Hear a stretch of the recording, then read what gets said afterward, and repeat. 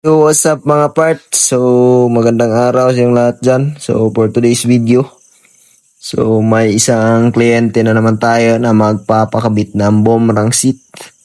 So, ito yung bombrang seat links na version 2. Grabe, napakaganda ng version 2 ng links mga part.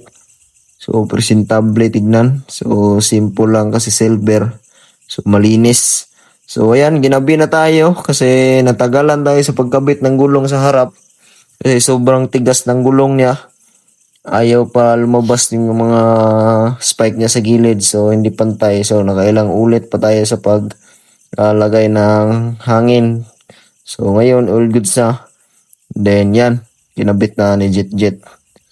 Shout out ni Jet Jet at ni Putot. So, tinulungan tayo.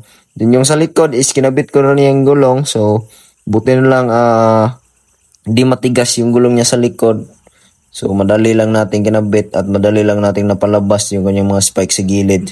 So, all goods na po yan mga part. Ikakabit ko na para matapos na natin to. So, yan. Nakabit ko na yung pipe. Tapos yung swing. So, syempre, yan. Free wheel at all goods yan. So, naka-engine support na tong unit ni boss. Kaso, hindi in-align yung gulong sa pagkabit ng nagkabit. So, hindi ko na inulit kasi hindi naman sa akin yung trabaho na yan eh. So, ito lang atin ang pinarabaho ni boss. So, yan yung sa harap. All goods na free wheel. Nagtabas na yun ng konti sa bracket ng kanyang caliper. At, yan. Let's go!